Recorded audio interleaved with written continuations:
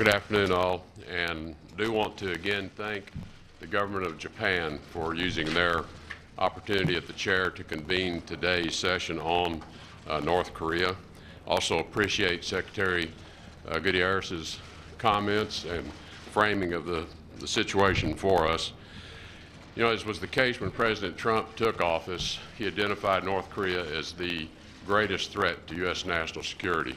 And regrettably, 11 months later, not much has changed. If anything, the situation perhaps has worsened. I think in the wake, in particular, of the most recent North Korean missile test, a very dangerous test, one which was noted by others, actually, it was a real threat to civil aviation security, but again demonstrates the total disregard North Korea has, not just for the United States view on this, but for the view of the entire international community. And I think that was clearly expressed by the members of the Security Council today. We simply cannot continue to accept the progress of North Korea's program. We will maintain the pressure campaign, and in fact, we undertake efforts to increase the effectiveness of the pressure campaign, both through a combination of the sanctions regime, full implementation and compliance with the sanction regime, as well as unilateral actions on the part of many, many countries to send the message to North Korea through diplomatic steps as well as economic steps that we do not accept the pathway you're on.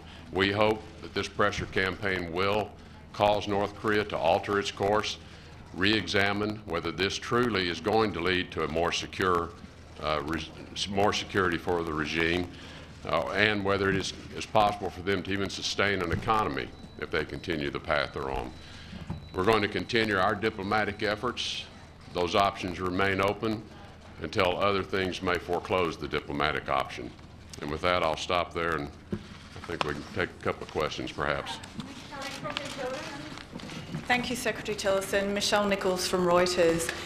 We have heard a lot from you this morning about North Korea. I'd like to ask you about Myanmar. As you're aware, earlier this week, 2 Reuters journalists were arrested and their whereabouts are unknown. What is the US government doing to pressure Myanmar for their release? And is the US considering further sanctions on Myanmar over human rights abuses? Well, our local representatives at the mission in Myanmar, at the embassy, are expressing our concerns over the detention of individuals, demanding their immediate release or information as to the circumstances around their disappearance. We are continuing to examine the circumstances around all of the events since the August attacks that have led to the enormous migration of people out of Myanmar, and have already identified one individual, and we are examining other possible individuals to hold responsible for targeted sanctions from the U.S. How important is a free press in Myanmar? How important is a free press in Myanmar? Well, a free press is vital to Myanmar's transition and becoming a viable democracy, and we want Myanmar's democracy to succeed. We know it is a process that they need to work through. This particular crisis is a real test of whether they are going to be able to affect a successful journey to democracy. Mr. Secretary, you previously said that a precondition to talks with North Korea is the regime agreeing to give up its nuclear and ballistic missile capabilities. On Tuesday, you said that wasn't realistic. And today, you didn't mention the issue at all, despite what was in your prepared remarks. Does it remain a precondition for the United States? And are you and President Trump on the same page on whether and when to engage in talks? The President's policy on North Korea is quite clear, and there's no daylight at all between the President's policy and the pursuit of that policy. And the President, I think, has been very clear that we're going to lead this pressure campaign. We're going to unite the international community, and we're going to keep the pressure as much as we can and increase it where possible. Most recently, the President called President Xi personally and asked him for China to cut the oil supplies off to North Korea to increase this pressure.